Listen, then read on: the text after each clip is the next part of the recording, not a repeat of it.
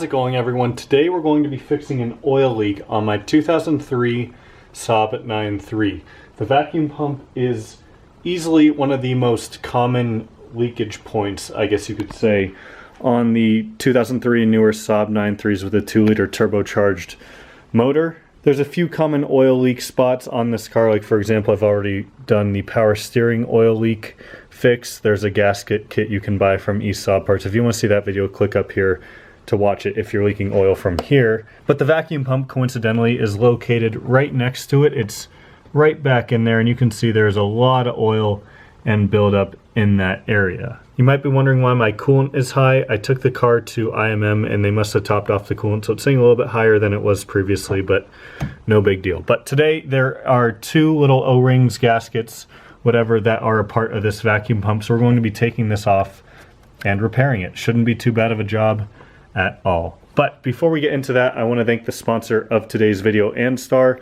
They sent me out this awesome tool set. Now this is not a Craftsman Snap-on brand tool set, and that is honestly a good thing in the sense that it's much cheaper, but you're still getting pretty good solid quality parts. If I just open up this tool set like so, you can see there is a ton of stuff in here. You got a 1/4-inch drive, a 1/2-inch drive, no 3/8 drive for some reason, which is a little bit weird, but you got some extensions, you got a few sockets to accompany each of these ratchets, you got some pliers, a knife, just some screwdrivers, some other basic stuff. But if you guys are interested in this, I can tell off the bat that it is pretty good quality, so we're going to be using these tools in today's video. But if you're interested, make sure to check out the link at the top of the description. It's a great option for someone who doesn't have tools themselves and who just wants a nice, fairly comprehensive toolkit that is not unaffordable. So anyways, let's go ahead and get into this video. If your 9.3 is a 2003, and I believe also the 2011s might have had this, this is the secondary air injection. So if your car doesn't have this, don't be surprised. It's a good thing because these are sucky. But it is a little bit in the way here. We're not going to have to move it, but the first thing that we need to disconnect is the ionization module. That is this part right behind the air pump. And if we just pop off this electrical connector here, that'll pop right off, and just kind of push it out of the way for now. You'll see two 10mm bolts that hold the ionization module on, one right here and one right here. There is one sensor in the way of the back bolt. I'm just going to unplug that. I honestly do not know what it's for. All I know is that it's in the way. Alright, there's our ionization module out. So in order to get the vacuum pump off, we also need to disconnect the vacuum line that goes into it. This one right here, if we just push down, there's a tab on the underside as well. You're just going to push down, kind of squeeze it together, and it'll just pop right off.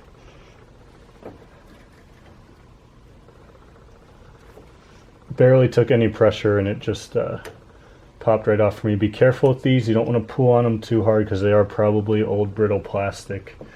So you do not want to break those, or else you'll have to make another parts order. But now we can access our bolts to remove the vacuum pump itself. There's a 13mm on the top right here, and there's also a 13mm on the bottom. That is a little bit difficult to get to. This bottom bolt definitely might make your back hurt trying to get it out, but it's out nonetheless. And before I do the top one the whole way, I am going to put a rag just kind of under here so we don't spill too much oil. There's a little bracket that's over this pump as well that you can pull off now too. Yeah, just by looking at the underside of this bracket, you can tell it was definitely leaking oil there. So now, yep, I just twisted the pump a little bit and it just slid right off. I'm noticing right away that this gasket on the outside just kind of came off with it. It was already like half disconnected. Before we clean this up, I'm going to disassemble the vacuum pump because this second O-ring is actually inside of here, so there's some Torx screws around the outside that we need to remove. I apologize for skipping a step here. Just getting these 3 Torx off was a bit of a pain, having the vacuum pump out of the car and with oil everywhere. It was just slipping everywhere, and I was worried I stripped one of the screws, so I just kind of stopped recording. But I did get it apart, it just kind of popped off after that, and the O-ring that goes inside here is right around this edge here, so we're gonna have to dig that out. Now oddly enough, I did have to confirm with a friend, this O-ring seems to be flat, and the one from Saab is just a general O-ring that's, you know, kind of rounded. So that is the right O-ring, so I'm gonna dig this out now, and then we can dig out the O-ring on this side as well. And one thing I also did note, I'm not going to touch it anymore because I finally got it back together, but this, as soon as I pulled it apart, just fell apart. There's a bar that goes across the middle, there's these two guide things on the outside on either side, and then there's this piece in the middle that actually goes into the engine. And if you're not careful, they'll just fall apart everywhere. So when you assemble this, definitely make sure this is assembled how it should be, like this. Yeah, that O-ring just broke as soon as I put a little bit of pressure on it. Probably because it's 18 years old. But there's not really much to clean inside there, so we'll just slide this new one on. If it'll stay on, it's a bit of a tight fit. We'll just push it in, and then as we tighten the bolts, of course, the 3 T25s, that'll just kind of, you know, push it in the rest of the way and help seal it. But we'll clean off this mating surface with some maybe not some brake cleaner, but just do it right now. Some Scotch-Brite. Just gonna dig this tool in here somewhere where I can find a little bit of a gap. There we go. Pull that right out. Throw that to the side. This kit, I'll put the part number on the screen right here. There's a part number for the whole kit. It costs less than $20. This half has had the Scotch-Brite done. This half hasn't. So I'm going to finish that up. Then we'll be ready to put the 2 or the 3 T25s on. And we'll clean up the whole outside of the unit. And we'll be good to go. And I'll also, of course, clean off this side that mates to that as well. So because this can move around a bunch and it doesn't actually sit in the center, and you can see this hole is not in the center, it's a little bit of a pain to get lined up. Looks like it needs to be kind of down over here.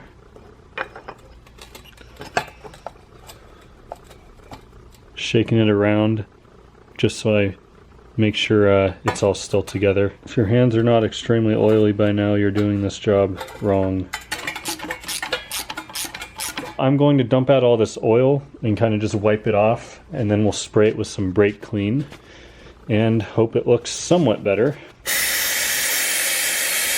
One last thing I am going to do before I put it back in is just stick the ratchet on it. I just have a 12mm because it fits relatively well. Just spin this, make sure I didn't mess up anything on the inside, and it seems to be completely fine. I didn't do a ton of work, honestly, to clean it up down here because it was already pretty clean. But just same process I used for the pump. But now we're ready to put the pump back on. We're gonna have to feed the bracket on as well at the same time. And then I would recommend by threading that bottom bolt first. There's only one way that this bracket can go on.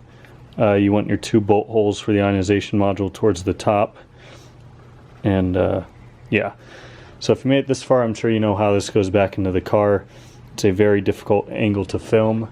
So I'll catch up with you guys in a minute. So the pump is back in. Now we just need to reconnect that vacuum line. There's the open connector that came off of the bracket right there. We need to reconnect and then drop the ionization module on. But one thing you want to be careful of is not to over tighten this, because these bolts go straight into the engine block. And if you over tighten that, and it becomes righty-loosey instead of righty-tighty, then you're not going to have a good time. But let's connect these last few parts. There you have it, guys. Hopefully I don't look like too much of a mess. It's officially summer here. It's very, very hot today.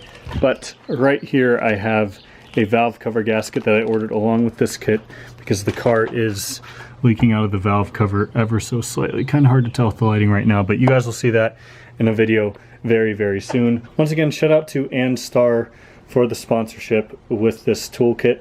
It worked pretty well. I was very happy with the quality of it. Now, we didn't do anything crazy like stress test it with like really torquing down some bolts, but it didn't seem like any lesser quality really compared to the tools that I normally use. It's been a long afternoon, the heat is getting to me, but if you guys enjoyed the video and you found it helpful in any way, make sure to give it a thumbs up, and I'll see you all next time.